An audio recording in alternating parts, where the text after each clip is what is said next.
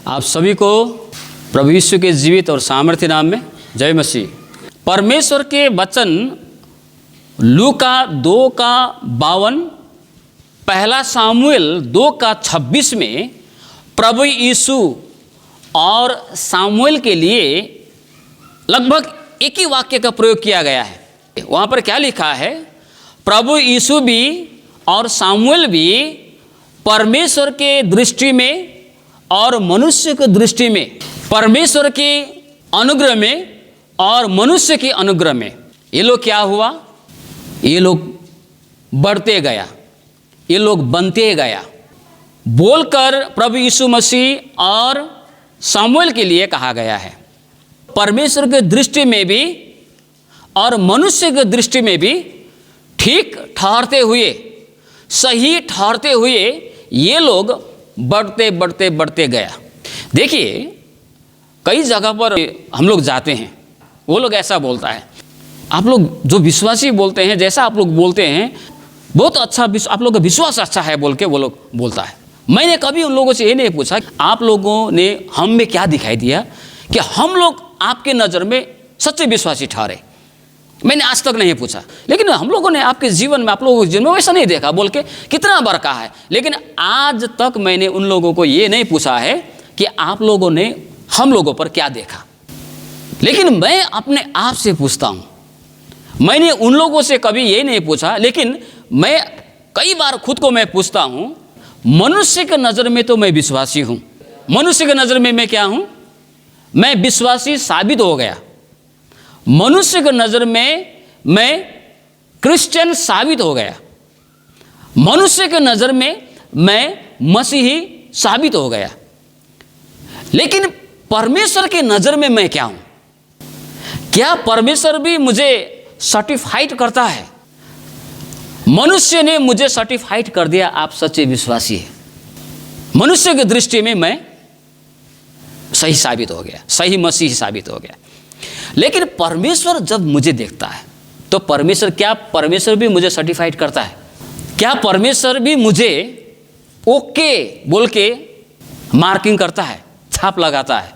मैं हमेशा इस बात को पूछता हूँ। मेरा उत्तर ये हो सकता है कि जब वो लोग ऐसा बोलता है तो शायद उन लोगों ने मुझे देखा होगा कि हम लोग रविवार को आराधना जाते हैं और हम लोग अनाप शनाप नहीं बोलते हैं। हो सकता है कि हम लोग कभी कभी पाहुना में जाने से, रविवार आने से नहीं, हम लोग जैसे भी सेवा में जाना पड़ेगा बोल के हम लोग निकलते हैं, वो देखा होगा। तो क्या क्या क्या देखा होगा जिसके कारण से वो लोगों को लगा होगा कि हम लोग सच्चे विश्वासी।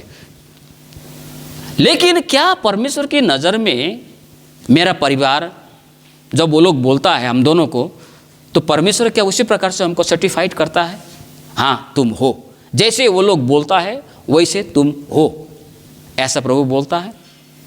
हम अपने विश्वास का परिचय, हम क्या विश्वास करते हैं, अर्थात हम जो विश्वास करते हैं लोगों के साथ में हम कैसा परिचय देते हैं, हम अपने विश्वास को कैसे साबित करेंगे, हम अपने विश्वास को कैसे दिखाएंगे, ये सबसे बड़ी बात है।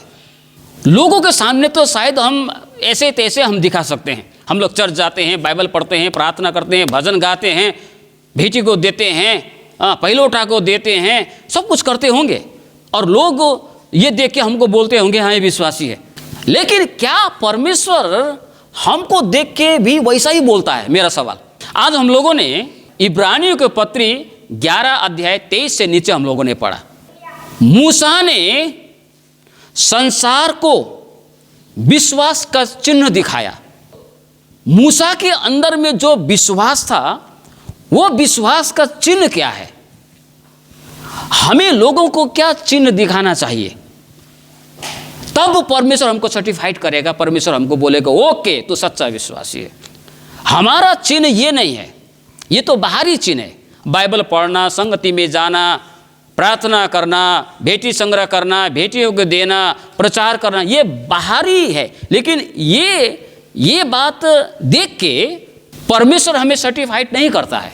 हमें इस धोखे में नहीं रहना है कि हम इसलिए कि हम संगति में चलते हैं, हम बाइबल पढ़ते हैं, प्रार्थना करते हैं, प्रचार करते हैं, उपवास बैठते हैं, भेंटी संग्रहों को देते हैं, ये सिर्फ होने से परमेश्वर हमको सर्टिफाइड नहीं करता। अगर सर्टिफाइड करना होता, परमेश्वर हमको बोलता कि तो हाँ तेरे जीवन में ये है इसलिए तो सच्चा विश्वासी है, तो उस वक्त में प्रभु यीशु ने शास्त्री फारिसी को भी ओके बोल दिया होता। क्योंकि शास्त्री फारिसी सब ये करते थे, उपवास बैठते थे, प्रार्थना करते थे, व्यवस्था तो उसके मनों में छपा हुआ था, फारिसियों के सब कुछ करता था, धनिया पुदने का 10 अंश भी देता था। लेकिन यीशु ने क्या बोला? तुम लोग पाखंडी हो, तुम लोग कपटी हो, तुम लोग चुना लगाए हुए तुम कब्र के समान हो, तुम लोग ऐसे बर्तन हो जो बाहर तो मांजते हो लेकिन अंदर तो गंदगी भरा है। उस तरह के लोगों को आज भी हम देखते हैं तो हम लोग क्या कहते हैं? हाँ ये सच्चा विश्वासी है, ये सच्चा मसीही भक्त है। लेकिन परमेश्वर ऐसे लोगों को देखने के बावजूद भी परमेश्वर उसको सर्टिफाइड नहीं कर सकता है। परमेश्वर उसको नहीं बोल सकता है कि तू सच्चा विश्वासी। मूसा ने संसार को अपने विश्वास का चिन्ह किस प्रकार दिखाया? 24 पद से नीचे पढ़ने से लिखा है, मूसा जब सयाना हुआ, मूसा जब जवान हुआ, हालेलुया, मूसा जब जवान हुआ तो जवानी में लोग क्या करते हैं? आजकल के जवानों को आप याद करें। मूसा जब जवान हुआ, जवान उम्र में जवान हो गया, तो जवानी की लालसा कैसा होता है? जवानों का ध्यान कहाँ होता है? जवानी की इच्छाएं आकांक्षाएं कैसे होती है? ये एक जगह रहने वाले लोग नहीं होते हैं। ज़्यादातर यूथ लोग ये हमेशा उड़ते रहता है, कभी इधर कभी उधर, कभी कहाँ। हाँ, उन लोग का मन, क्योंकि ये उम्र ही ऐसा है, ये उनका दोष नहीं है, ये उम्र ही ऐसा है।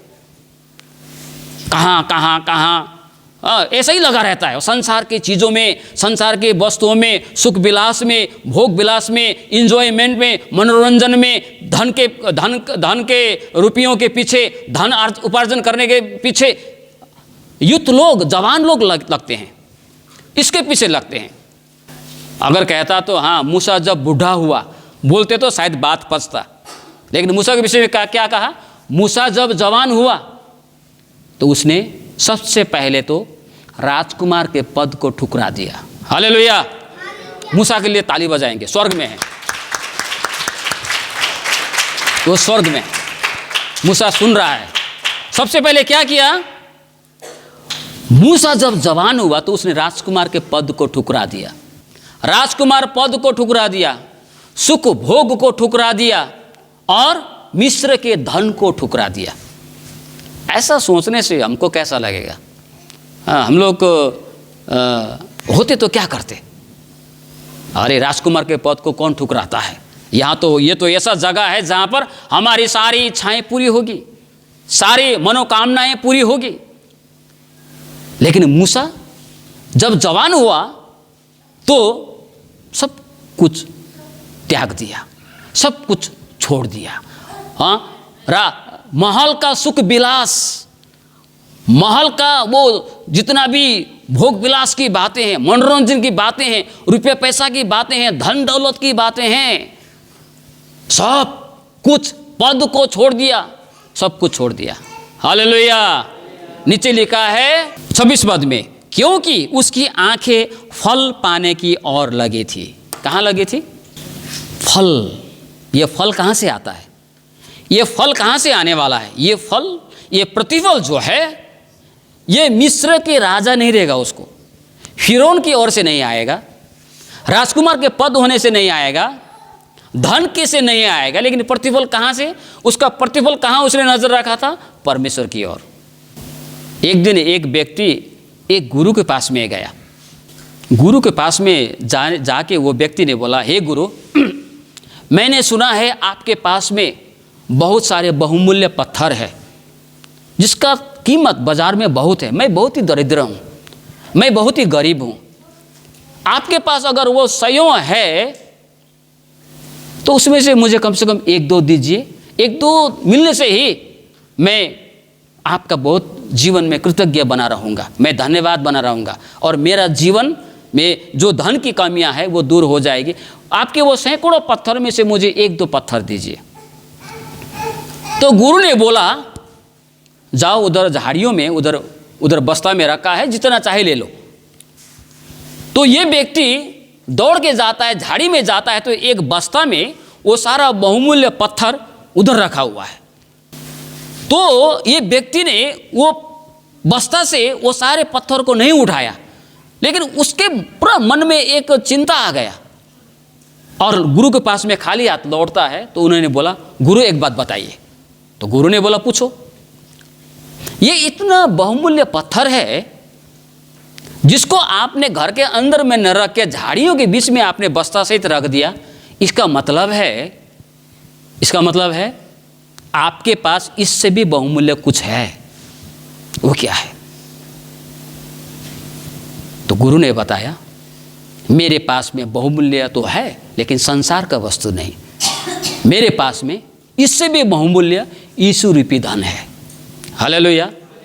जिस धन के सामने में ये जो बाजार में जो हजारों लाखों में बिकने वाला ये पत्थर मेरे लिए कुछ भी मायने नहीं, मेरे लिए कुछ भी महत्व नहीं इसका। मूसा को यही धन मिला था, मसीह रूपी धन, जिसके आगे मिस्र की धन, मिस्र की शोक विलास, मिस्र की राजकुमार की पद, उसके लिए उतना कोई महत्व नहीं है। उन्होंने अपने विश्वास, वो विश्वास उसने जो परमेश्वर के प्रति जो विश्वास रखा था, उस विश्वास को उन्होंने इस प्रकार से परिचय दिया लोगों के सम्मुख में, और परमेश्वर ने भी उसको सर्टिफाइड किया। हालेलुया। वो थोड़े दिन का सुख प्राप्त करने से, राजकुमार पद में बैठने से, वो धन संपत्ति पाने से उससे अच्छा क्या लगा? मसीह के लोगों के बीच में जाके निंदित होने से अच्छा लगा। आज हम लोग जो विश्वासी है ना, हम लोग कैसे होते हैं? हमारा एक विश्वासी दर्द से घर में छटपटा रहा है, लेकिन हमारे इधर घर में भोज चल रहा होता है। ऐसे विश्वासी मैंने देखा, हमारे चर्च में नहीं है, लेकिन कई सारे जगहों पर मैंने ऐसे लोगों को देखा है। एक ही मंडली के विश्वासी, उसके घर में बेचारा वो कुछ कर भी नहीं पा रहा है, इधर में वो घर में भोज कर रहा है। हम उसके लिए, हमारे मंडली के उस विश्वासी के लिए, एक मसीह के लिए हमारा दिल कितना बेचैन होता है। हमारे दूसरे विश्वासी के प्रति हम कितना चिंतित होते हैं।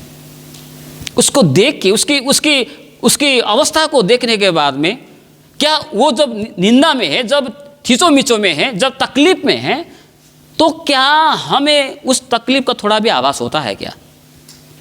मूसा को हुआ। क्या हुआ? जब उसने देखा कि उसके लोग मसीह के कारण निंदित हो रहे हैं। यहाँ पर तो मसीह लिखा है, यद्यपि मसीह नहीं आया था, लेकिन प्रभु का आत्मा यहाँ पर अगुवाई करता है। परमेश्वर के लोगों पर जो दुख, जो कष्ट आया था, वो दुख में है, ईंटा बना रहा है, कोड़े खा रहा है, लेकिन वो महल में बैठ के आराम से वो चैन से नहीं रहा, भोग विलास में नहीं रहा, धन के ऊपर में सो के नहीं रहा। हालेलुया। लेकिन उस सब को त्याग के उन व्यक्ति के बीच में वो चला गया, ठीक उस प्रकार जैसे हमारा प्रभु यीशु ने किया। स्वर्ग का सारे वैभव को छोड़कर, सारे सुख और वहां पर सब कुछ को छोड़कर, वो हमें बचाने के लिए हमारे बीच में आया। हालेलुया। तो मूसा ने ये किया। ऐसा ही, इसी प्रकार से उसने अपने विश्वास का परिचय दिया। आज हमें भी लोगों के बीच में अपने विश्वास का परिचय इस प्रकार से देने चाहिए, ताकि परमेश्वर हमें सर्टिफाइड करे कि हाँ, तू सचमुच में मेरा जन है, मेरा भक्त है, मैं जैसा चाहता हूं वैसा जीवन जीने वाला तू मेरा भक्त है, ऐसा कहने पाए। भजन संहिता 37 का 4 पद में क्या लिखा है? यहोवा को ही अपने सुख का मूल जान, और वो तेरे मनोरथों को पूरा करेगा। किसको सुख का मूल जान? यहोवा परमेश्वर को।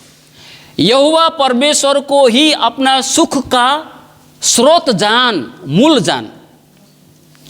मूसा ने यहोवा परमेश्वर को ही अपना सुख का मूल जाना, ना कि मिस्र देश के संपत्ति, ना कि मिस्र के राजकुमार होने का, ना कि मिस्र के सुख विलास की, भोग विलास की, नहीं। उसने क्या?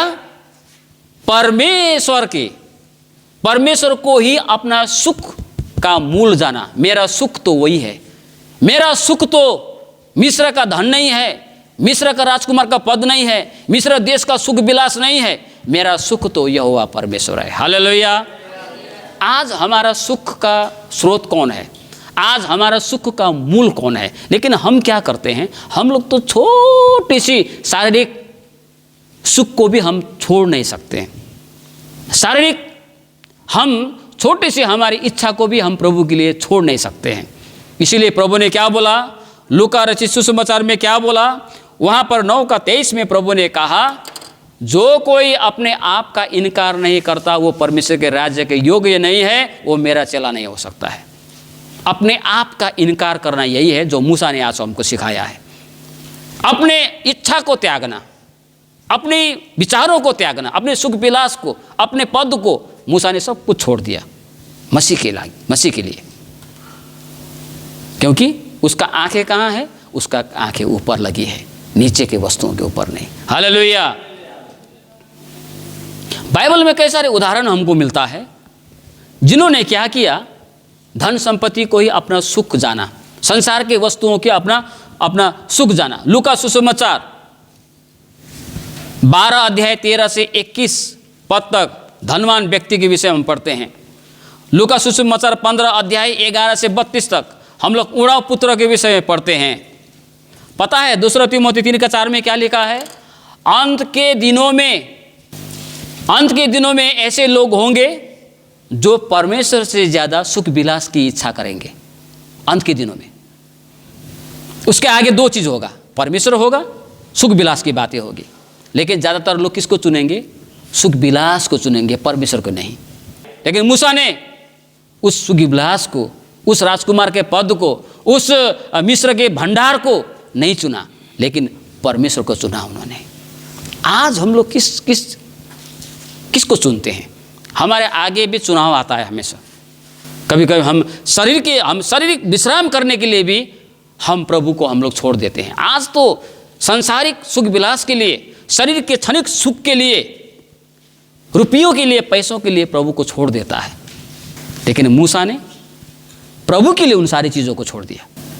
अंत में एक पद को पढ़ेंगे, रोमी का पत्र 14:18 में, अतः तुम्हारे लिए जो भला है उसकी निंदा न होने पाए, क्योंकि परमेश्वर का राज्य खाना पीना नहीं है, परंतु धर्म और मेल मिलाप और वो आनंद है जो पवित्र आत्मा से होता है। जो कोई इस रीति से मसीह की सेवा करता है वह परमेश्वर को भाता है और मनुष्य में ग्रहण योग्य ठहरता है। दोनों बातें देखिए, इस प्रकार से जो चलता है ना, परमेश्वर के सम्मुख में भी, मनुष्य के सम्मुख में भी वो ग्रहण योग्य सर्टिफाइड होता है। हाँ, तू सच्चा विश्वासी। मनुष्य के सिर्फ सच्चे कहने से, मनुष्य के सिर्फ हमें मसीह कहने से काफ़ी नहीं है, परमेश्वर की भी कहना है। परमेश्वर को भी कहना चाहिए तू सच्चा मसीह है, तू मेरा सच्चा भक्त है। सिर्फ मनुष्य कहने से नहीं होगा। आज हम संसार के लोगों को हमारे विश्वास का परिचय हम किस प्रकार देते हैं? हम जो विश्वास करते हैं, क्या लोगों को सिर्फ हमें हमारे जीवन यही दिखाई देते हैं? हम चर्च जाते हैं, ताली बजाते हैं, हम बेटी को देते हैं, या कोई ऐसी बातें भी दिखाई देता है जिसको देख के परमेश्वर भी कहे कि हाँ तू सच्चा भक्त है? अगर बाइबल पढ़ने से ही मात्रा, अगर सेवा संगति में चलने से ही मात्रा, भेटी को देने से ही मात्रा, प्रचार करने से ही मात्रा, वचन पढ़ने के कारण से ही अगर परमेश्वर उसको सर्टिफाइड करता तो सच्चा भक्त है, तो यीशु फरीसी को भी उस वक्त में ओके कर देता। लेकिन फरीसी को नहीं किया, वो सब था। मनुष्य के नज़र में वो लोग थे, सच्चे भक्त थे फरीसी लोग, लेकिन परमेश्वर के नज़र में वो लोग नहीं थे। तो आज हमारा क्या अवस्था है? आज जब परमेश्वर हम लोग को देखते हैं, क्या हमको सर्टिफाइड करता है कि तो सच्चा भक्त है, सच्चा विश्वासी? लोगों ने तो हमको बोला है। हाँ, कई लोग आप लोग को भी बोला होगा, सच में देखो तो आपका गांव में ऐसे लोग भी हैं जो दारू पी के बैठता है, वो तो क्या विश्वासी है, लेकिन आप तो अच्छा विश्वासी। आपको मैंने कभी ऐसा करते नहीं देखा। अच्छा बात है, गांव में ये गवाही देना, गांव के लोग इस बात को गवाही देना अच्छा बात है। आपको मनुष्य की ओर से आपको ओके मिल गया, लेकिन परमेश्वर भी आपको ओके करना चाहिए, क्योंकि अंदरूनी जो बातें हैं वो तो आपको पता है। तो परमेश्वर भी आपको ओके करनी चाहिए। इसीलिए आज हमको हमारे विश्वास को, हमारा विश्वास का चिन्ह हम लोगों को क्या दिखाते हैं? मूसा ने संसार को अपना विश्वास का चिन्ह दिखाया। किस प्रकार दिखाया? मिस्र के धन को त्याग कर, राजकुमार के पद को त्याग कर, मिस्र के सारे सुख विलास को त्याग कर अपना विश्वास का चिन्ह लोगों को दिखाया। आज हम लोग कैसे दिखाएंगे? आज हम जो विश्वास करते हैं उस विश्वास के चिन्ह हमारे पास में ये बाइबल पढ़ना संगति को छोड़कर और क्या है जो हम लोगों को दिखा सकते हैं? तो इसको भी कभी कभी चिंतन मंथन करनी चाहिए। सो परमेश्वर इन छोटे से वचनों में हम सभी को आशीष दे।